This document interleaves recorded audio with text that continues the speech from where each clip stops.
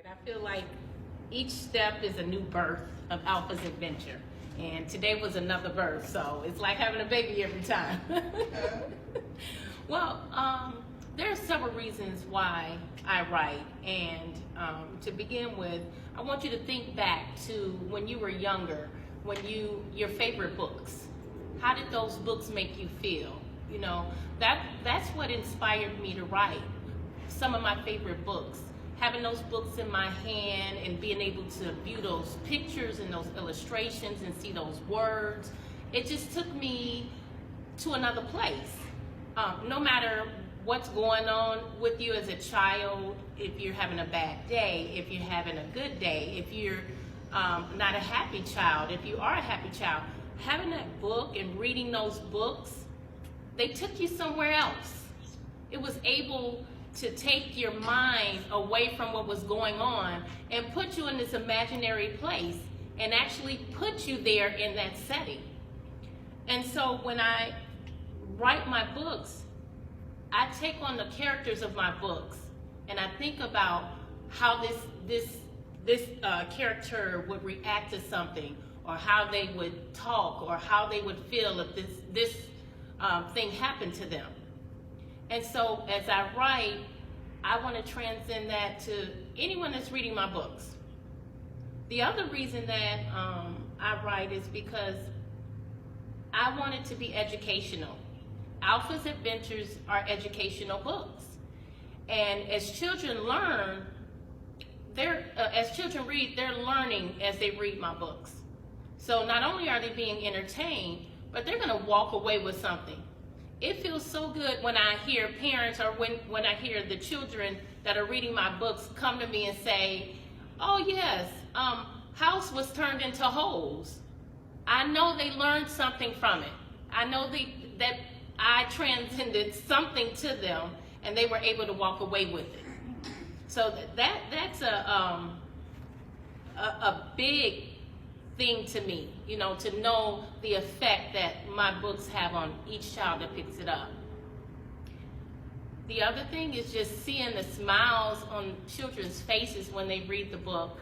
It puts a smile on my face. I feel like I did what God put me out here to do, to help these children to feel good about something. What child doesn't like dogs or foxes? You know, they love animals.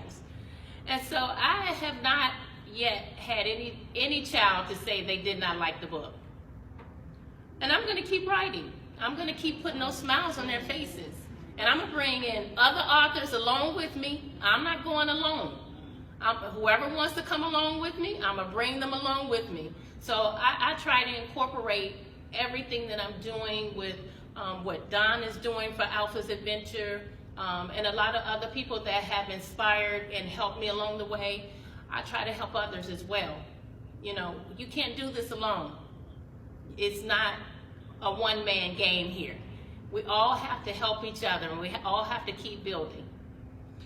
I just think about my fondest memories when I was very young, and every day I got home from school, I would come in the house, put my books down on the table, and I would run to the library and I would get my favorite book.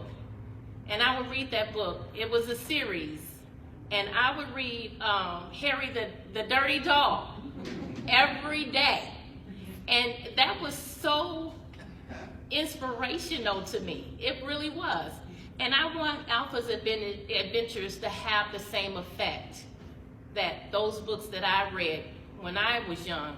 I want my books to have the same effect on children that are coming up. How many books do you have in your series? 4 books in the series. The 5th book will be out at the end of June. Take us through your illustration process. The illustrations, I recognize I'm not a illustrator. I can't draw. So when I wrote my books, I decided to write all 5 books before I took a step forward. So all 5 books were written already. Once I had the words on paper and everything was put together from beginning to end, that's when I started looking for an illustrator.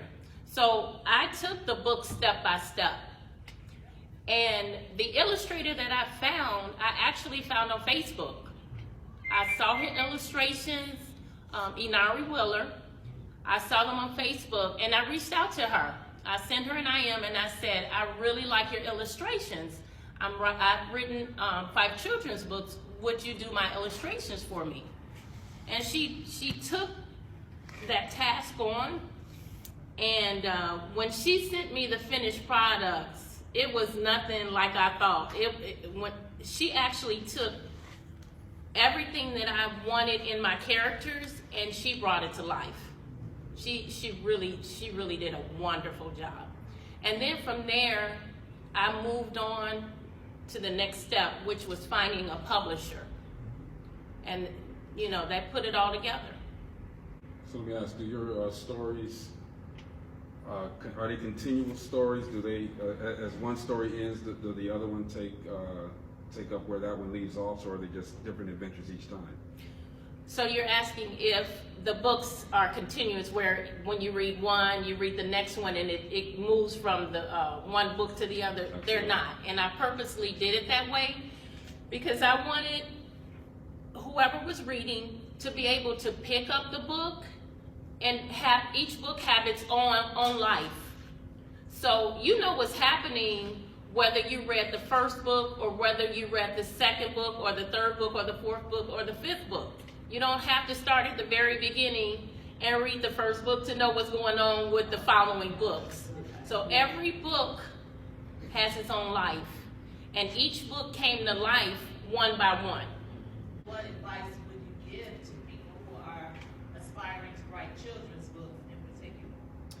My advice would be to really focus on what you want to do with the book.